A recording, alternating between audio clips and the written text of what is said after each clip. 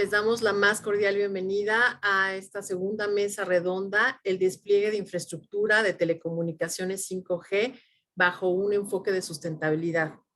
En el marco del ciclo de mesas redondas, políticas globales sobre radiación no ionizante y campos electromagnéticos asociados a las telecomunicaciones.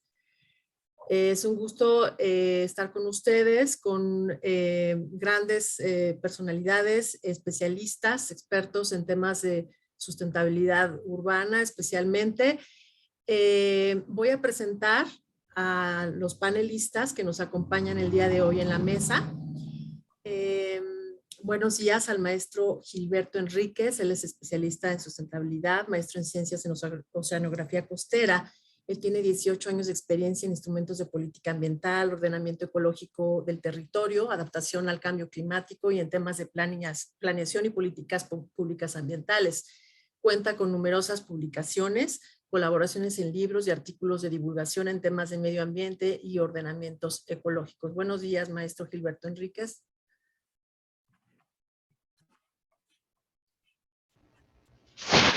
Buenos días. Quiero agradecer a TES América la oportunidad de poder compartir este panel con una serie de compañeros, algunos nuevos, otros muy viejos. Esperamos enriquecer el tema y dar inicio a este tipo de actividades aquí en México. Gracias. Muchas gracias, maestro. Nos acompaña la maestra Oribel Villa Bendaño, especialista en sustentabilidad urbana y es arquitecta por la Universidad Nacional Autónoma de México. Cursó estudios de doctorado en urbanismo en la Universidad Politécnica de Cataluña. Cuenta con una amplia experiencia en la formulación y análisis de instrumentos de política ambiental vinculados al ámbito urbano. De hecho, ha participado en varias normas de sustentabilidad urbana de aplicación nacional. Asesora principal de planeación urbana del proyecto Protección del Clima de Política Urbana en México, de la Agencia de Cooperación Alemana y profesora, actualmente profesora de la UNAM, de la Facultad de Arquitectura. Bienvenida, maestra Oribel Villa. Muchas gracias por la invitación y la oportunidad de estar aquí en este panel. Gracias. Nos acompaña el doctor Francisco Antonio España Fernández, él es director general de ASIST, asesor en medio ambiente, salud y seguridad en el trabajo.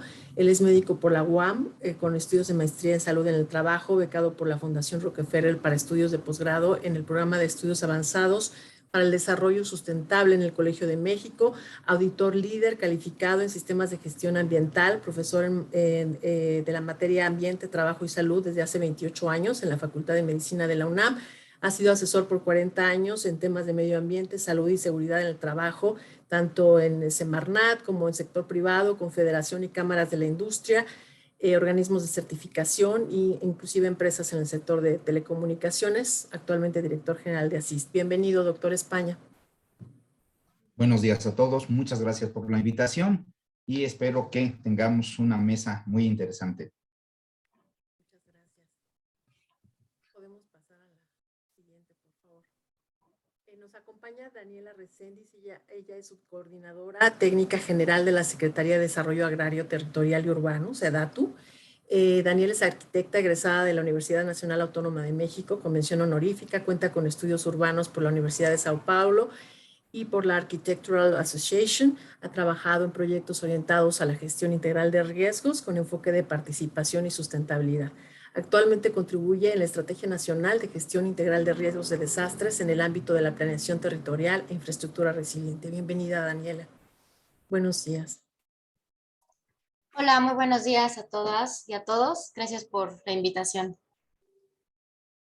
Gracias, Daniela. Nos acompaña el urbanista David Salinas García. Él es coordinador general de Gestión Integral de Riesgos de Desastres en la Secretaría de Desarrollo Agrario, Territorial y Urbano, SEDATU. Cuenta con estudios de maestría en urbanismo y maestría en ciencias de sostenibilidad, experiencia profesional en planificación urbana, regional, planificación y diseño participativo, evaluación de políticas públicas, evaluación de programas presupuestarios, cambio climático, sostenibilidad urbana, vulnerabilidad de riesgos y resiliencia urbana. Bienvenido, David. Hola, muchas gracias. Buenos días, muchas gracias por la invitación y pues por parte de la SEDATU aquí estamos colaborando para poder contribuir a este tema que me parece que en efecto es un tema no muy explorado, que realmente estamos en pañales en México en este tipo de normatividad, pero agradezco la invitación y esperamos poder contribuir. Gracias. Muchas gracias. Pues bienvenidos y bienvenidos a la audiencia, a todos los que nos acompañan en esta mesa con un tema tan interesante como sustentabilidad en la infraestructura de telecomunicaciones. Bueno, ¿por qué este tema? ¿Por qué esta mesa redonda? Como ustedes saben, el sector de telecomunicaciones contribuye ampliamente a cada uno de los objetivos de desarrollo sostenible, ¿no? Disminuye la brecha de la pobreza, la tecnología de la información contribuye de manera inmensa a la gestión del agua, de la energía, a energías renovables, inclusive a mitigación de gases de efecto invernadero. También en el tema forestal se utiliza ampliamente en temas de salud.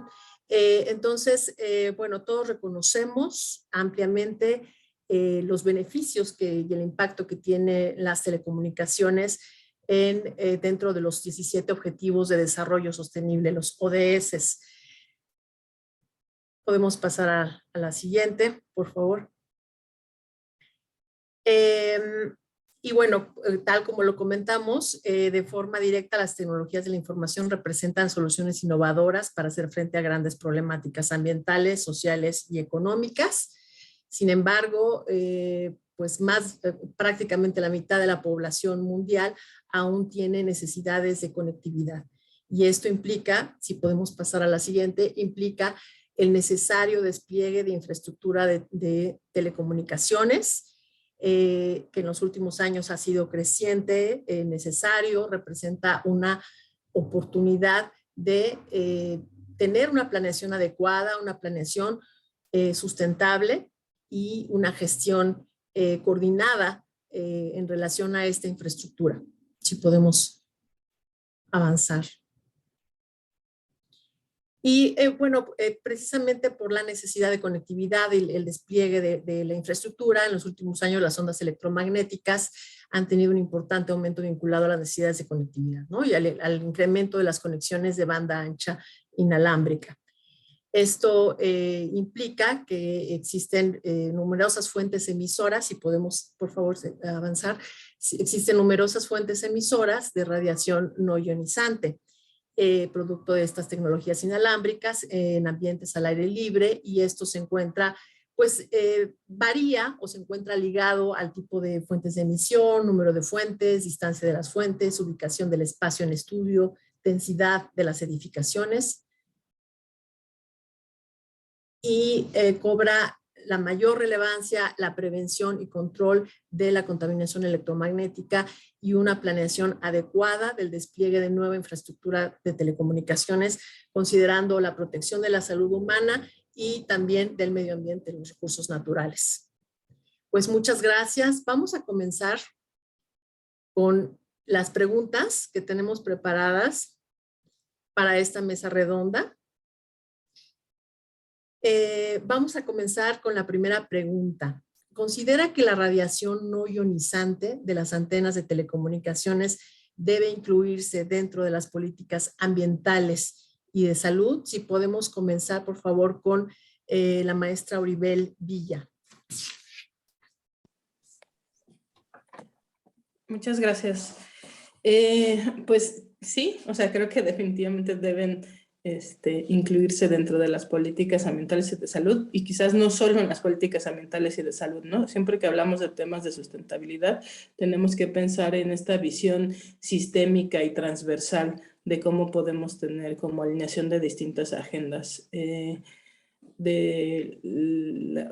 Ahora que me puse a empaparme de este tema para prepararme para este foro, ya vi algunos de los otros webinars que han tenido y que han promovido ustedes, y hay elementos que tienen relación, algunos estudios de relación entre esta radiación no ionizante y temas de salud, como por ejemplo el incremento en la temperatura corporal. también hay ahí algunos análisis que indican que si es poco y es poca la exposición, esto no tiene muchos impactos. Pero yo lo que pienso es que esto habría que cruzarlo con otros temas y otras políticas que estamos viendo, ¿no? Como el tema de cambio climático.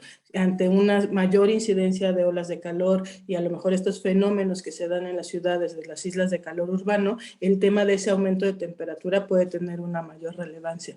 Entonces creo que es importante, sí, incluirlo en estas políticas, pero con una visión como transversal y verlo, ¿no? Y bueno, me da gusto también ver que hay colegas aquí de la SEDATU, porque sin duda también tendrá una implicación esto en políticas territoriales, urbanas y de riesgo. Muchas gracias, maestra Oribel. Si podemos continuar, por favor, con el maestro David Salinas SEDATU. Adelante, maestro, por favor. Muchísimas gracias. Bueno, justo platicaba ayer en corto con mis compañeros de aquí de la SEDATU y pues sí consideramos que definitivamente este tema sin duda es relevante, pero hace falta todavía muchos estudios para determinar el grado de daño que podría ocasionar a la salud. Ahora, una cosa también es la salud pública y otra cosa es cómo este tipo de tecnologías pudiera impactar a otras especies, ¿no? Yo creo que a nivel global hemos visto una serie de noticias sobre, pues, ballenas que pierden el sentido de la orientación, no se sabe por qué. Realmente no quiero decir que sea una cuestión netamente de telecomunicaciones, pudieran ser diversos factores relacionados al cambio climático, pero sin embargo la falta de estudios un poquito más profundos sobre el verdadero impacto de este tipo de telecomunicaciones en la salud y en otras especies y en el medio ambiente hacen falta.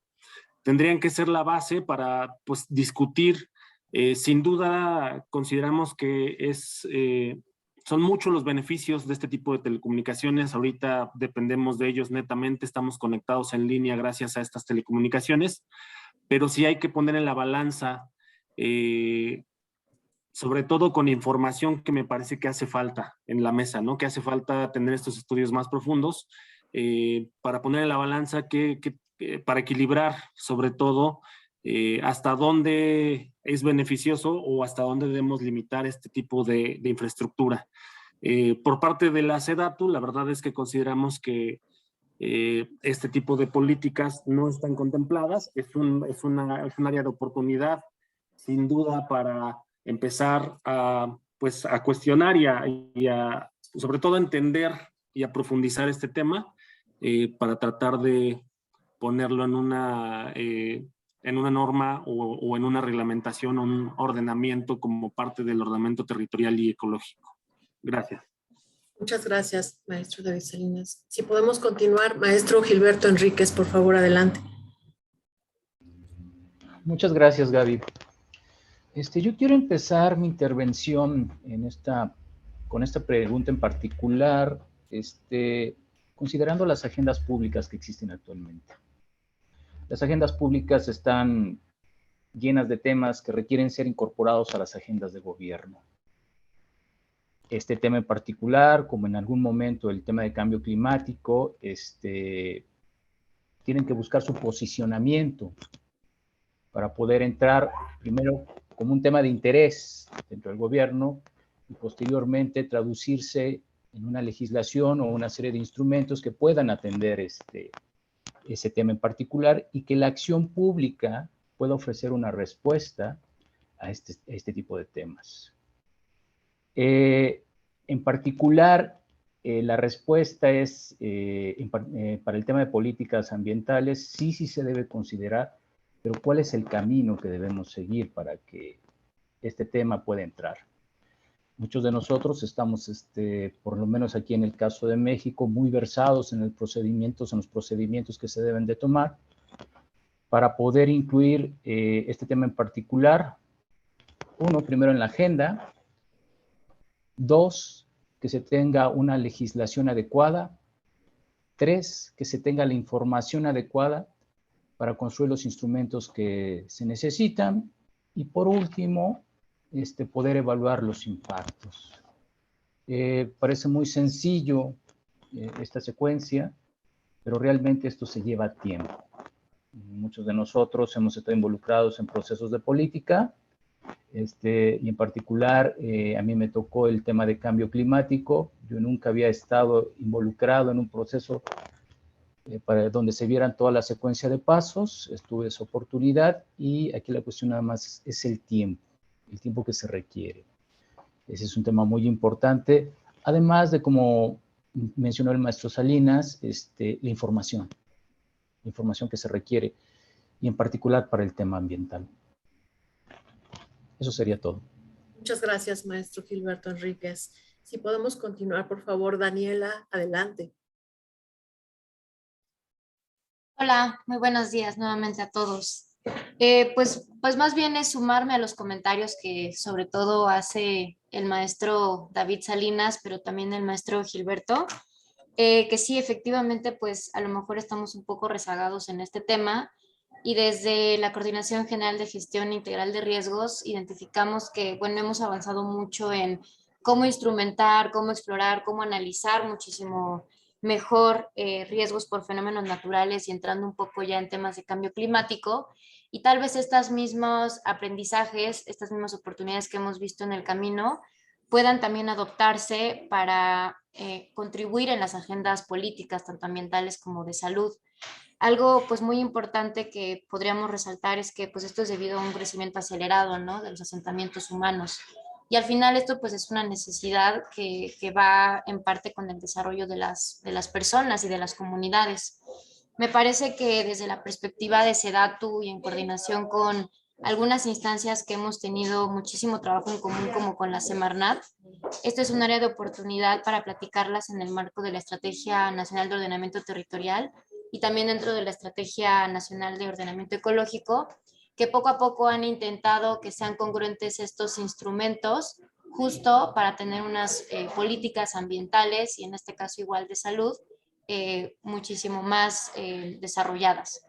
Y otro tema que justo estábamos platicando y abordando con el maestro Salinas el día de ayer es justo la necesidad de tener estudios muchísimo más especializados de las implicaciones de estas agendas, ¿no?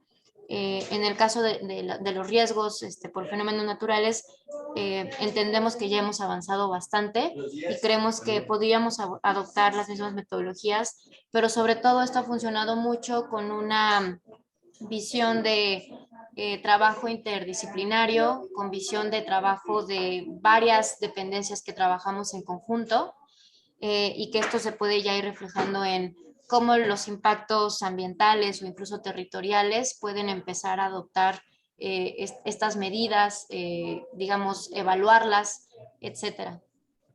Gracias. Muchas gracias, arquitecta Daniela. Por favor, doctor España, si nos puede compartir su visión respecto a esta pregunta. Gracias. Creo que la primera reacción es: ya están incluidas en las políticas ambientales y de salud.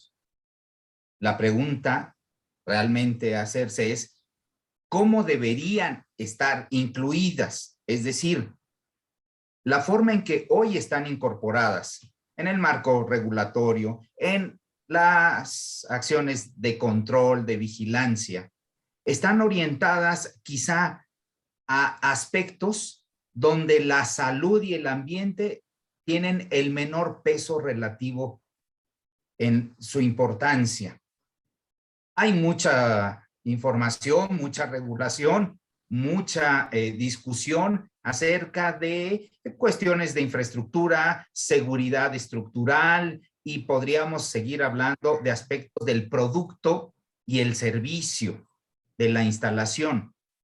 También es cierto que se ha estudiado mucho, y no recientemente, llevamos cerca de medio siglo con estudios abundantes. Incluso algunos autores refieren que hay más estudios relacionados a las cargas electromagnéticas, para no hablar solo de radiación no ionizante en términos específicos, que de sustancias químicas, lo que no deja de llamar la atención. Y a reserva de no entrar en una discusión de cuál tiene más estudios, lo cierto es que la investigación no es poca. La pregunta es si es la investigación requerida.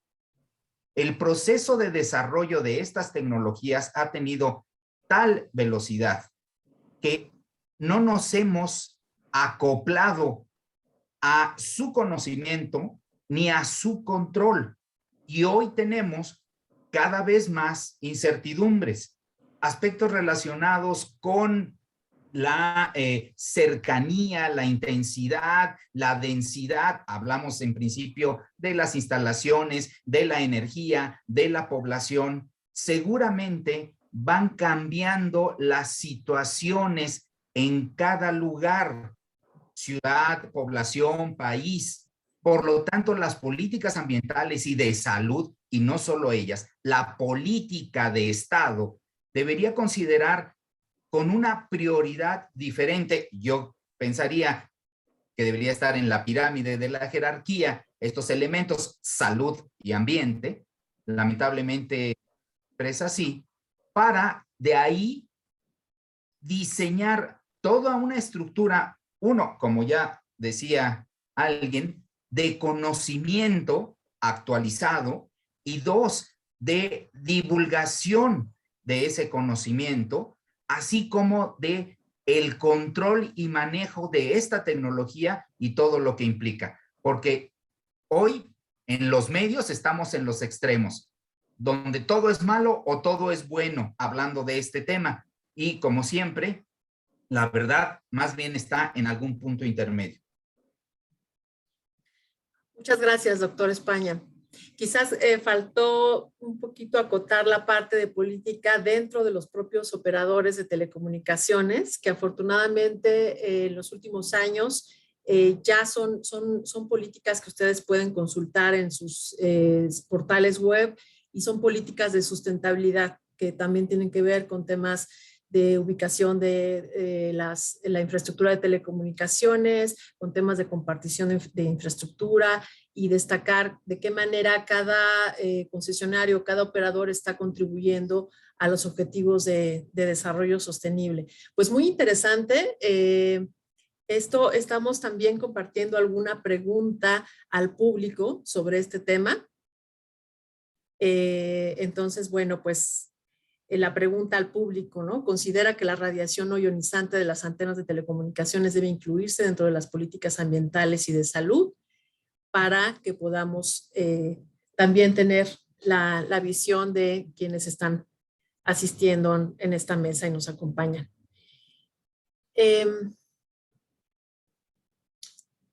Si gustan, podemos entonces, vamos a pasar a la siguiente. Rápidamente tuvimos resultados y pues el 100% opina que sí, que esto debe de incluirse, y un poco también en el enfoque que comenta el doctor España, el cómo. Bueno, es una segunda pregunta, pero esto es lo que opina la audiencia. Si podemos pasar a la siguiente, por favor. ¿Considera que la contaminación electromagnética se gestiona de manera coordinada entre las autoridades federales, estatales y municipales? Si nos puede brindar una opinión, la arquitecta Daniela Recendis. Adelante, por favor. Arquitecta. Sí, muchísimas gracias. Pues bueno, creemos que no, hasta ahorita no lo hemos visto. Tal vez tiene que ver con que también nos ha costado mucho trabajo, por lo menos en estos primeros 3 años que estamos en esta administración, que varios temas tengan una coordinación entre los niveles federales, estatales y municipales, y bueno, este no es un caso excepcional. Pero también creemos que esta coordinación, no solamente en este tema, sino por lo menos en los temas de gestión integral de riesgos, ha aumentado muchísimo más. Tenemos grandes ejemplos como la atención que hubo en Tabasco por inundaciones, o algunos otros eventos que hemos tenido dentro de la coordinación. Pero bueno, creemos que en general sí hay un tema que no hemos podido superar en temas de coordinación con autoridades, y que bueno, pues tenemos que aprovechar este conversatorio para ver cómo lo empezamos a meter en las agendas, porque bueno, incluso en un tema de riesgos sanitarios, pues debería de entrar en cómo le vamos a entrar para regular, como comenta el maestro. este tipo de contaminación. Interesante, muchas gracias, arquitecta. Si podemos continuar, por favor, con el doctor España. Francisco, adelante. Sí, es claro que la coordinación, por decirlo menos, es limitada. Pero la pregunta es, estamos hablando de contaminación electromagnética, entonces dentro del marco legal, ¿qué ámbito de gobierno es quien tiene atribución y qué atribuciones tiene? Porque también se confunde aquí los permisos de uso de suelo, evidentemente de ámbito municipal, y se incluyen en esta discusión de a quién le corresponde las vías de comunicación. Si nos centramos en las emisiones de estas partículas, de esta energía, y hablamos de contaminación ambiental, la distribución es clara. Si hablamos de efectos en la salud, la atribución es clara. Ciertamente, tendría que haber toda una consecuente coordinación y alineación regulatoria, normativa y operativa para que las acciones de política y de regulación como parte de la política se lleven a cabo. Lamentablemente, este es un tema que a todo mundo le causa escozor, porque si se abre, se genera ruido. Ruido que en muchas de las ocasiones tiene diversos intereses y muchas ignorancias. En lugar de abrir claramente la información, la discusión, el planteamiento de las necesidades, la clarificación de las incertidumbres para poder establecer marcos regulatorios correctos, ¿sí?, de acuerdo al conocimiento y a los efectos reales que conocemos, sin olvidar, que será punto de otra pregunta, pero sin olvidar aquello de el principio precautorio y el nivel mínimo posible de emisión, sin olvidar estos elementos básicos que están en el mundo circulando desde hace muchos años. Entonces, bien podríamos establecer de mejor manera un abordaje para entender y controlar esta contaminación. Muchas gracias, doctor España. ¿Podemos continuar, por favor, con el maestro David Salinas? Sí, muchas gracias. Sin duda, considero, como ya lo han comentado los compañeros panelistas, me parece que el término contaminación electromagnética realmente no está dentro de la legislación como tal. No hay información, sigue faltando información a profundidad sobre este tema.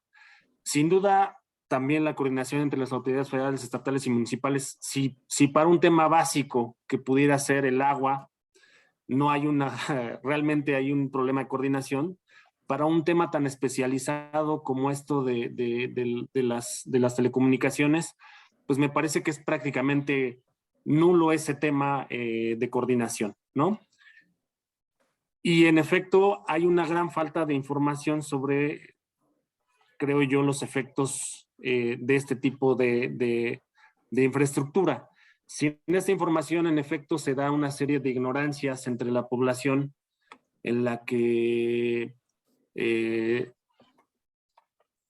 y no solo en la población, sino incluso a nivel de gobierno, ¿no? O sea, al ser ignorantes de cómo pueden impactar estas tecnologías, pues se toman decisiones básicamente desde el punto de vista funcional de la telecomunicación y no desde el punto de vista del impacto que pudiera generar, porque no sabemos, insisto, no sabemos qué tipo de impacto puede tener a largo plazo, no solo en la salud humana, aquí se trata siempre de la salud humana, pero ¿qué pasa con otras especies que no sabemos cómo las puede impactar, ¿no? Hablaba de las ballenas y de los sonares que tienen de manera natural y que incluso ha habido especulación sobre si este tipo de tecnología puede afectar este tipo de sonares naturales de otras especies.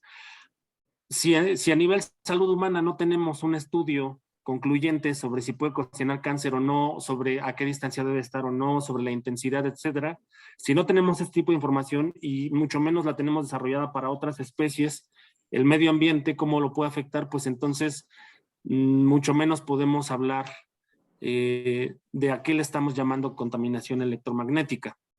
Entonces, pues insisto en mi punto de generar mayores estudios, no solo a nivel salud humana, sino a nivel de medio ambiente y otras especies, cómo puede impactar, antes pues de buscar subir este tema pues a otros niveles, que sin duda la tecnología no puede parar. Sin duda es donde digo que hay que, mientras más información tengamos, habría que equilibrar hasta dónde podemos impulsar este tipo de tecnología y hasta dónde limitarla, ¿no? Gracias. Muchas gracias, maestro. Si podemos continuar, por favor, con la maestra Auribel Villa. Adelante, Auribel. Sí, muchas gracias. Pues yo tengo poco más que agregar a lo que ya se ha dicho. Retomo más bien algunas de las cosas que han dicho, ¿no? O sea, creo que sí hace falta información que nos ayude a tener como evidencia para la toma de decisiones políticas. O sea, ya nos decía el doctor Francisco España que información hay, ¿no? Que hay muchos estudios, pero a lo mejor no son los que nos llevan a tomar decisiones de política pública. Y a partir de esa información, entonces, evidentemente, como también lo comentaba el doctor Francisco España, pues habrá que delimitar las atribuciones de cada uno de estos niveles de gobierno y buscar cómo sería la mejor manera de hacer una acción coordinada con estos elementos y a lo mejor, o sea, el maestro Salinas ha insistido en esta incertidumbre de saber si tiene efectos en las ballenas o en algunos otros animales, pero entonces a lo mejor estaríamos hablando de que incluso tendría que haber temas de coordinación a nivel internacional, ¿no? Y acuerdos de cómo podemos hacerlo si tenemos esta serie de evidencias. Muchas gracias, maestra Auribel. Y por último, por favor, maestro Gilberto Enrique, es muy importante todo lo que se está comentando en esta pregunta. Adelante. Gracias, Gaby. Yo quiero sumarme a los comentarios de los panelistas. Efectivamente, actualmente la contaminación electromagnética como tal, no existe un sistema de gestión entre niveles de gobierno. Sin embargo, en un futuro debe ser necesario que estas relaciones intergubernamentales en el tema de contaminación electromagnética comience a funcionar. Y para eso debemos basarnos mucho en la experiencia que tenemos. En particular, yo quiero referirme al sector ambiental, donde me he desempeñado mucho tiempo, y la manera en que este sector en particular ha generado esas relaciones entre niveles de gobierno hasta llegar al nivel municipal. Es muy importante considerar esta cuestión de nivel municipal. Estamos hablando de un área administrativa. En temas de medio ambiente, nosotros sabemos bien que los ecosistemas o los hábitats van mucho más allá de estas barreras administrativas. Sin embargo, el sector ambiente sí ha podido generar mecanismos de coordinación para algunos de sus instrumentos bastante eficientes. Estas experiencias que ya existen a nivel de gobierno en esta y otras administraciones deberán ser tomadas en cuenta en caso de que el tema de contaminación electromagnética entre dentro de la agenda de gobierno, como lo mencionó el doctor España. De otra manera, podemos perdernos en cómo podemos hacer esta transición hacia una serie de relaciones entre gobiernos que sean lo más eficientes posibles para que la acción pública cumpla su finalidad. Sobre todo porque, como cada quien tiene su marco de competencia, a final de cuentas, estas actividades que se van a desarrollar, ya sea en el territorio o en el espacio geográfico, van a tener que ser muy bien delimitadas. Y esto va a tener que tener un nivel de detalle que, como todos sabemos, tal vez se dé a nivel municipal o a nivel local. Entonces, las experiencias que tenemos en cuanto a la construcción de coordinación, instrumentos, acuerdos, va a ser muy importante y tiene que ser tomado en cuenta. Gracias. Muchas gracias al maestro Gilberto Enríquez. Quizás algunos, bueno, muchas personas de la audiencia no están como familiarizadas también con la competencia de cada uno de los niveles de gobierno. Es todo un tema, difícil de abordarlo por cuestiones de tiempo aquí en esta pregunta, pero sí vale la pena destacar que el tema de contaminación electromagnética como tal corresponde en regulación, en facultad de regulación a la Secretaría de Medio Ambiente y Recursos Naturales, ¿no? De acuerdo a la Ley General del Equilibrio Ecológico y la Protección al Ambiente, y algunas facultades en relación en materia de autorización de impacto ambiental. A nivel estatal también tienen facultades en materia de impacto ambiental, dependiendo del tipo de proyecto, y la ubicación. Asimismo, los municipios tienen pues la facultad muy importante de autorización de cambio de uso de suelo y de permiso de construcción. Tenemos esta pregunta al público. ¿Considera usted que las autoridades de los niveles federal, estatal y municipal se encuentran coordinadas en relación con la gestión del riesgo frente a la contaminación electromagnética? Si nos pueden apoyar con su respuesta.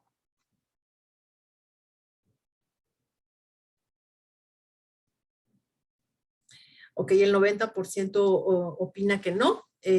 Tenemos, bueno, algunos expertos, ¿no? Dentro del sector, operadores, están participando o asistiendo aquí en esta mesa redonda.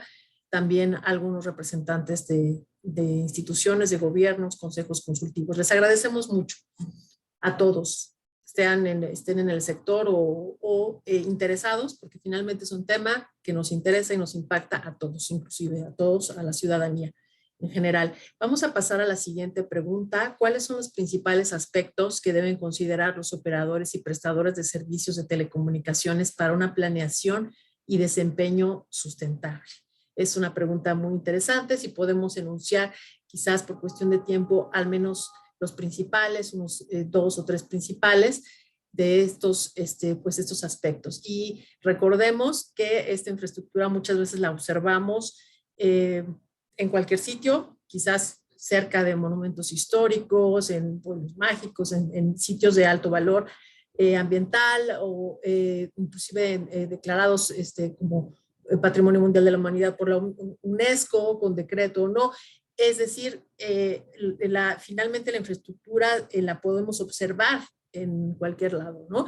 Entonces, ¿cuáles son los aspectos que también deberían considerarse para el despliegue de esta infraestructura, ¿no? Para tener una planeación y desempeño sustentable? Si podemos comenzar, por favor, primero con la maestra Auribel Villa. Muchas gracias.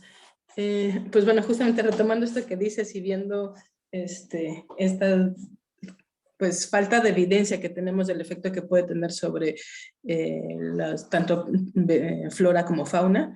Ya mencionaba el doctor España hace rato el principio precautorio, ¿no? Creo que lo que habría que tener es justamente ante la falta de evidencia, pero tenemos algunos indicios de que puede estar afectando, creo que sería muy importante por lo menos evitar la colocación de estos elementos en zonas de reserva de la biosfera o corredores ecológicos, estos elementos pensando que ante esta duda de qué tanto puede o no afectar, por lo menos evitar esos elementos. Considerar también que tenemos muchos flujos migratorios de aves, de la mariposa monarca, ¿no? Entonces, cómo identificar dónde son estos flujos y evitar que estas radiaciones pudieran llegar a tener un efecto en lo que tenemos o no tenemos esos elementos. Y pues como dices también, o sea, supongo que tampoco hay evidencia concluyente, pero puede ser que también tengan efectos de lastimar sobre patrimonio también construido, ¿no? Entonces, como buscar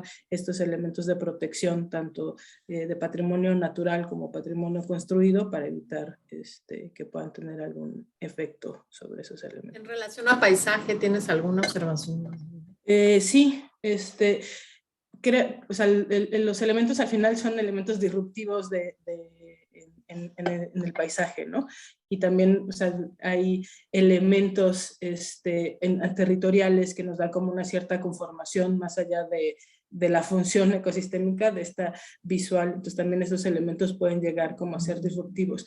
Ahí creo que podría haber elementos, porque hay algunas antenas que no son tan tan grandes y son como más discretas y podría trabajarse un poco en esos elementos, pero justamente sí, ¿no? O sea, como que habría que ver también cómo se integran en la imagen urbana y en la imagen del paisaje natural.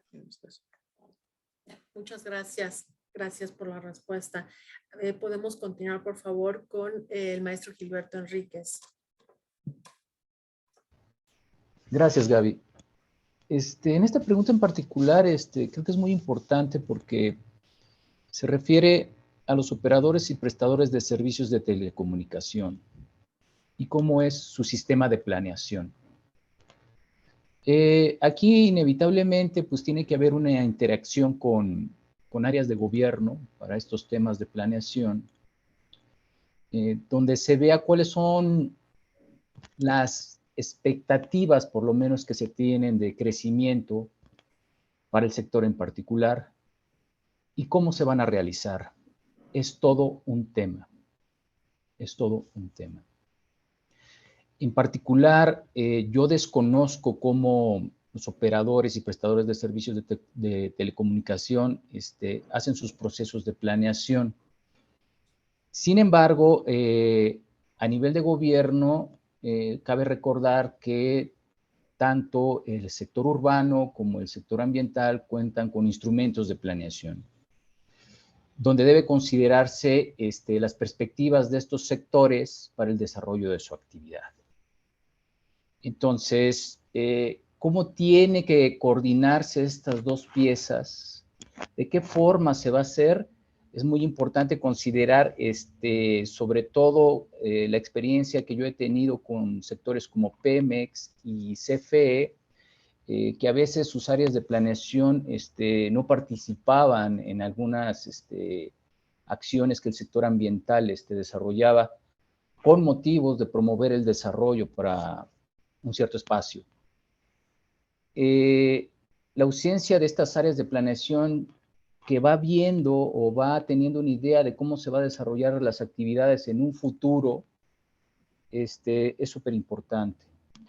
Entonces, si los sectores de operación y prestación de servicios de telecomunicación tienen esto bien acotado, cuáles son sus perspectivas a futuro, sobre todo en cuanto a los espacios geográficos que van a ocupar, número de instalaciones y forma de operar estas instalaciones, podrían contribuir mucho en que se pudieran acoplar a los instrumentos de planeación. Es muy importante eso, los instrumentos de planeación que existen actualmente a nivel tanto subnacional como local, pudieran interactuar y hacer mancuerna para tener una planeación mucho más efectiva. Obviamente estamos hablando en lo general, las particularidades me supongo que deben ser complicadas. Gracias. Muchas gracias, maestro. Vamos a acotar un poquito el tiempo de respuesta para poder tener oportunidad de atender algunas de las preguntas de los asistentes. Si les parece bien, vamos a continuar, por favor, con el maestro David Salinas. Sí, muchas gracias. Me parece que un tema importante es lo social. Creo que es importante que estos operadores y prestadores de servicio pues difundan material informativo sobre el tipo de telecomunicación que se va a instalar, en el afán de generar información y no que se permita pues la especulación. Sabemos que en todos lados hay intereses de carácter político de diversos grupos, habrá gente que busque un interés particular y habrá gente que tenga un interés genuino por una preocupación medioambiental y de salud física, pero sí es importante que estos operadores prestadores de servicios pues concienticen de algún modo la parte social que muchas veces está totalmente fuera de su forma de operar, ¿no? Ahora, creo que, perdón por ser disruptivo en este sentido, creo que cambiar el paradigma, ¿no? Estamos en un paradigma actual en el que la competitividad de las empresas es importante, que el que tenga mayor infraestructura y cobertura es el que va a tener más clientes y generar mayor ganancia y mayor dinero, eso me queda claro.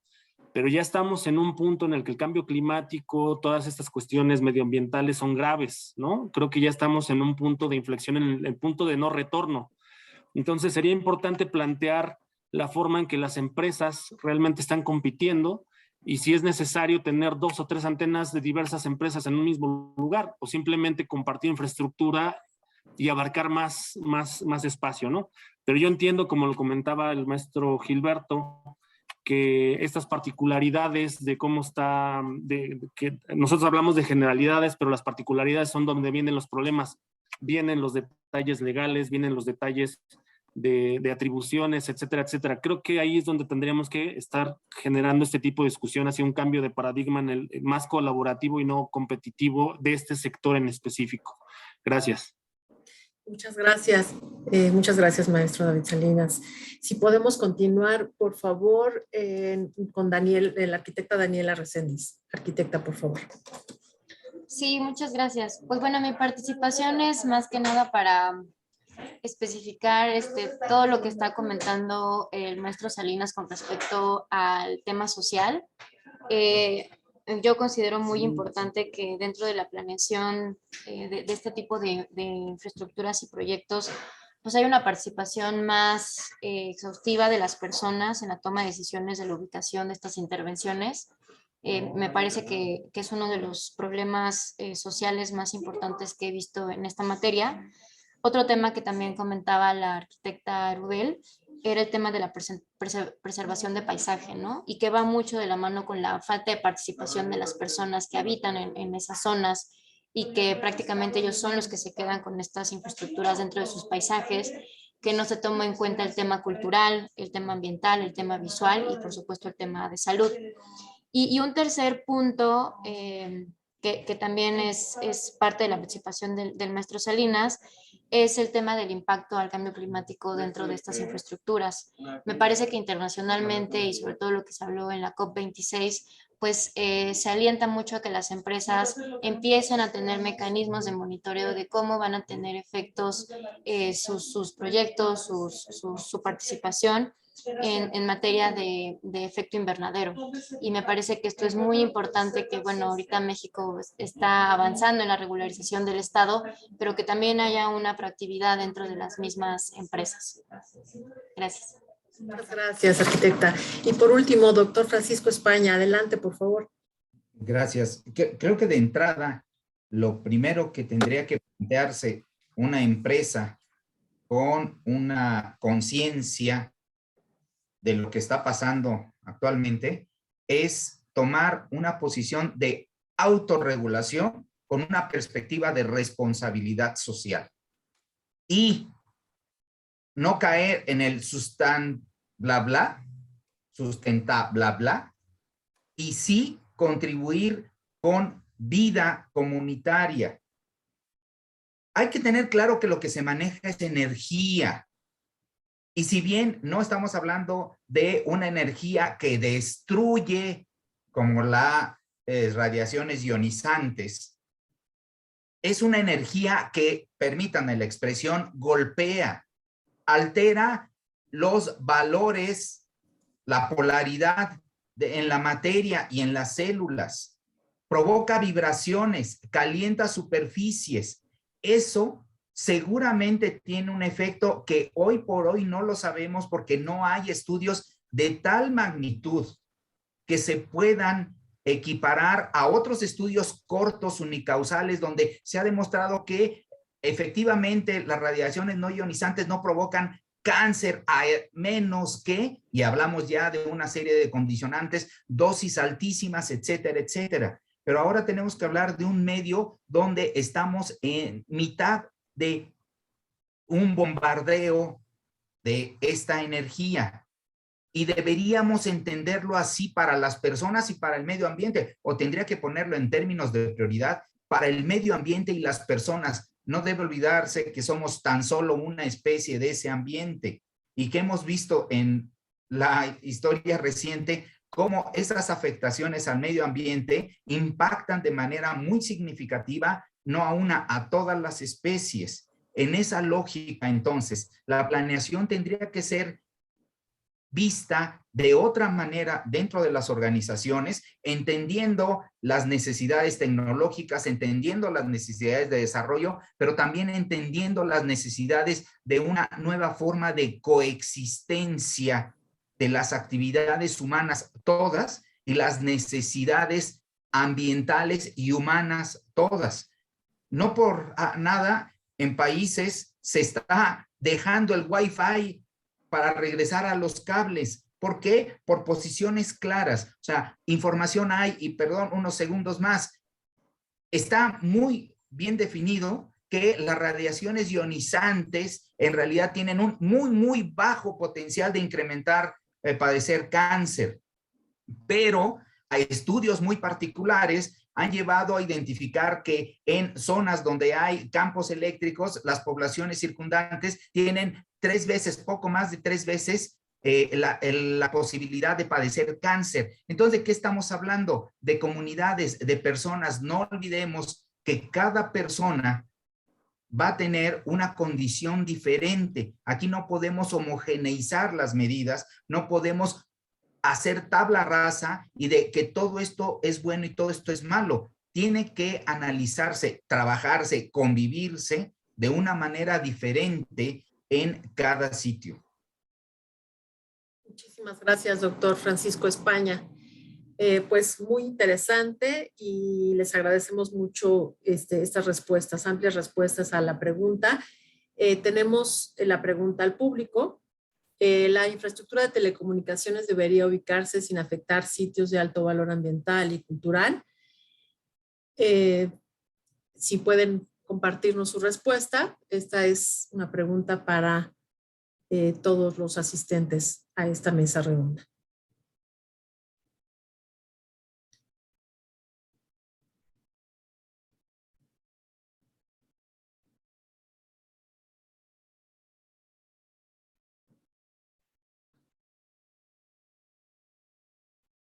El 89% opinó que sí y un 11% que no.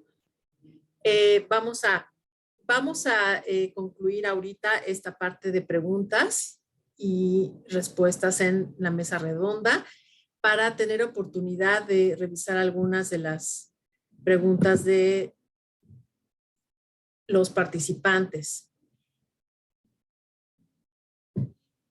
La primera pregunta de Nelly Galloso: la infraestructura que desarrolla Atlán está regulada por la SEDATU. Ya se está redactando alguna respuesta.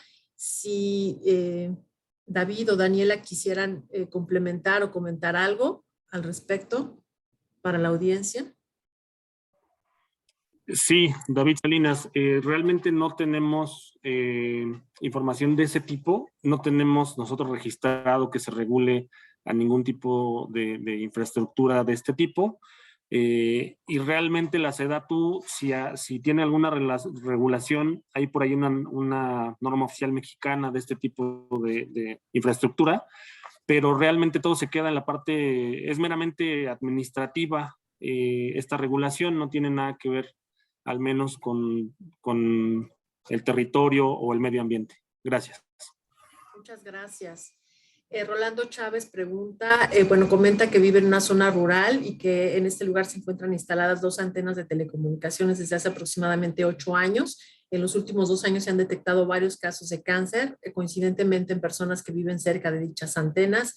Existe entre la población la incertidumbre y el temor en que dichos casos se asocien con el efecto electromagnético que pudieran generar tales antenas. La pregunta es, ¿a dónde o con quién podemos recurrir para ver si se está cumpliendo con la normatividad y cuidados de atención y prevención para la salud? Si ustedes me lo permiten, voy a hacer una primera parte de la respuesta y podemos complementar por parte de ustedes.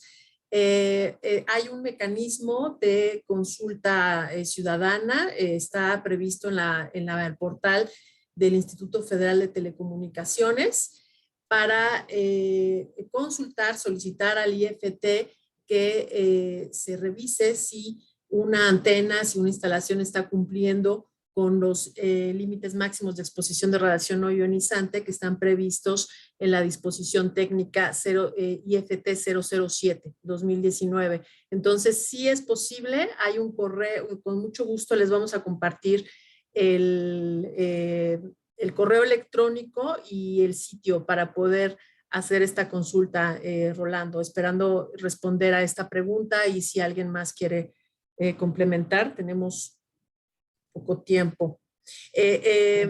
Comentarles a todos que pueden revisar el video en un par de horas en nuestro canal de YouTube de esta mesa redonda.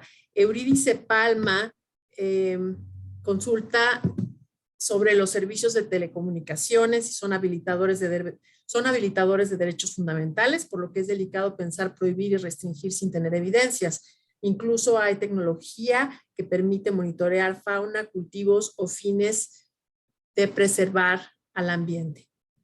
Aquí, bueno, efectivamente destacaron que hay poca información o estudios en México. Sí hay estudios de impactos en aves, en insectos, o sea, en abejas, de hecho, con apicultores y demás. Hay estudios que están disponibles en la página de IEEE. Y bueno, muchas publicaciones académicas. Sin embargo, en México hay poca información. ¿Algún ponente tiene alguna respuesta, alguna observación? Sí. En función de los casos de cáncer, el deber ser es que el sector salud debería atender e investigar esos casos específicos y hacer un análisis de la exposición ambiental y determinar, no solo con esa información clínica, sino también la técnica que ya explicaste, la posibilidad de la causalidad, de la relación en estas circunstancias. O sea, los datos gruesos dicen que la probabilidad es relativamente baja, pero sí existe esa posibilidad. El problema a veces es que no se acude al sector salud y a veces el sector salud no tiene capacidad para atender las demandas sociales, que eso ya estaríamos hablando de otra circunstancia. En cuanto al manejo, lo más importante aquí que debemos no olvidar es el concepto de dosis. Día a día, los niños, los adultos, cada vez estamos más expuestos a las radiaciones. Hace pocos años se utilizaban 2 horas el teléfono celular. Actualmente se están utilizando 6 horas promedio y hay personas que están con él las 24 horas, aún dormidos. Entonces tenemos que entender que esto es un problema de salud pública y que se tiene que abordar con una perspectiva de higiene para su... Aparte de las barreras de distancia, de aislamiento, de control que debe ser. Teóricamente, todas las normas internacionales y nacionales hablan de que lo permitido está muy por debajo de lo que se ha expresado como posiblemente dañino. ¿Y sabemos que eso se cumple? Porque ese es el punto. Parecería en México que nadie está, y hablo en términos generales y la regulación, conociendo qué está pasando, se cumplen o no se cumplen las normas y en qué medida, en los equipos, en los espectros, en el ambiente. Muchas gracias, doctor España. De igual forma, pregunta Mario. Oh, perdón. Había una parte de estudios de etología. Yo quería comentar algo con respecto a lo que comentaba ahí por ahí Eurídice, sobre que en efecto este tipo de tecnología pues sí cubre ciertos derechos fundamentales, como es el de la comunicación, pero lo que no estamos aquí proponiendo que se restrinja y se prohíba, lo que estamos proponiendo es que haya información más detallada para poder determinar hasta qué grado y poner en la balanza hasta qué grado hay un beneficio y hasta qué grado habrá un perjuicio tanto para la salud humana como para la salud del medio ambiente, ¿no? Eso es lo que hay que poner en la mesa. No estamos diciendo que se prohíba la tecnología o que se prohíba este tipo de infraestructura, simplemente que tengamos mayor información para entonces tener, si es necesario, tener que delimitar o en su caso mejorar el tipo de tecnología, ¿no? Si un tipo de tecnología, no apresurar el lanzamiento de cierto tipo de tecnología si todavía es perfectible y puede aminorar este impacto en el ambiente. Eso es lo que estamos proponiendo. Gracias. Muchas gracias, maestro David Salinas. Comenta José Zavala que sería muy interesante que se realicen estudios de etología, comportamiento animal respecto a la exposición a la radiación electromagnética. Los ponentes podrían promover alguno de estos estudios. Eurídice Palma agradece la respuesta del maestro David Salinas. Sí, totalmente de acuerdo, obtener la información y con base a ella tomar decisiones. Vamos de todas formas a atender cada una de las preguntas. Por cuestión de tiempo no es posible responderlas todas, pero se van a compartir inclusive a los ponentes para complementar si falta algo, con todo gusto. Y bueno, ya comentamos que esta mesa va a estar disponible en unas horas en el canal de YouTube. Y agradecerles a nombre de TES América y a nombre del equipo de TES América que está aquí presente. Nos acompaña Raúl Santoyo, director general de TES América México. No sé si quieras comentar algo, Raúl, o alguien del equipo para despedirnos. Agradecerles, creo que ha sido muy interesante el tema y nos parece que va a haber un poco de vertiente o se desarrolla también en varias líneas el poder abordarlo, ¿no? No es un tema que pueda agotarse en una discusión breve, pero estas mesas redondas nos ayudan mucho a poder intercambiar opiniones, conocer la visión de expertos y las dudas que tiene también la sociedad y el sector, especialmente el sector de telecomunicaciones. Agradecerles mucho, Raúl. No, pues muchas gracias a todos los participantes, muchas gracias a todos los expositores. Muy interesante el tema, visto ya desde un ambiente no de telecomunicaciones, soy ingeniero de profesión y estos ambientes diferentes pues enriquecen muchísimo pues el quehacer del día con día. Muchísimas gracias a todos ustedes por su participación, participantes, exponentes, muchas gracias por estar con nosotros y pues los esperamos en próximas seminarios. Lanzamos ahora sí este año. Venimos con varios seminarios para todos ustedes relacionados con las telecomunicaciones y también relacionados con toda esta parte legal y de control, no control, sino de ordenamiento que debe estar alrededor de este gran despliegue de telecomunicaciones que está ocurriendo en estos momentos, ¿no? Muchas gracias. Gracias a todos.